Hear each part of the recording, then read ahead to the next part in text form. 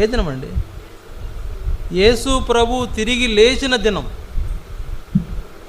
యేసు ప్రభు తిరిగి లేచిన దినం.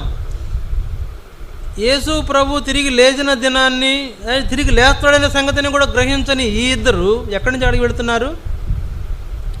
యెరూషలేము నుండి ఎమ్మయు గ్రామానికి వెళుతున్నారు. యెరూషలేము నుండి ఎమ్మయు గ్రామానికి వెళుతున్నారు. ఆ దినము పునరుద్ధాన దినం, ప్రభువు దినం, ఆరాధన జరిగే దినం, ఆరాధన జరగవలసిన దినం, ఆరాధనలో నువ్వు ఉండాల్సిన దినం, నువ్వు మందిరానికి వెళ్ళాల్సిన దినం, నువ్వు దేవునికి ఆరాధన చేయవలసిన దినం, నువ్వు దేవునికి నీ మొక్కుబడులు చెల్లించాల్సిన దినం, దేవుని ఏర్పాటును జరిగించాల్సిన దినం. ప్రభు దినం, నీది కాదు, నీది కాదు. అది ప్రభు దినం అండి. వాక్యంలో చాలా వివరంగా రాయబడింది. అది ప్రభు దినం, నీది కాదు. నీ చేతుల్లోకి ఆ దినాన్ని తీసుకుంటే ఎట్లా? నువ్వు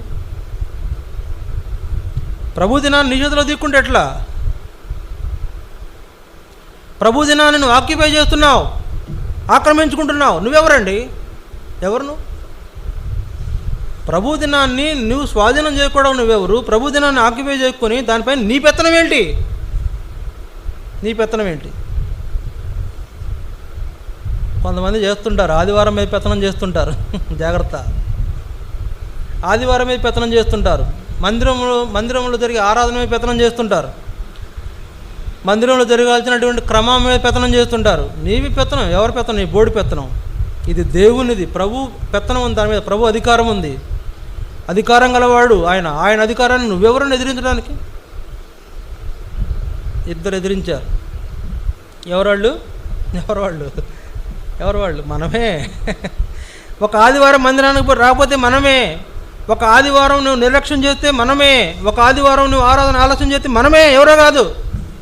మనం పాట పాడతాం, ఆనాటి యూదులే నిన్ను చంపారనుకుంటున్నాం, కానీ కాదయ్యా, కాదు, నేనే నిన్ను చంపాను, మేమే నిన్ను చంపాం అంటున్నాం కదండి. కదా, మనమే.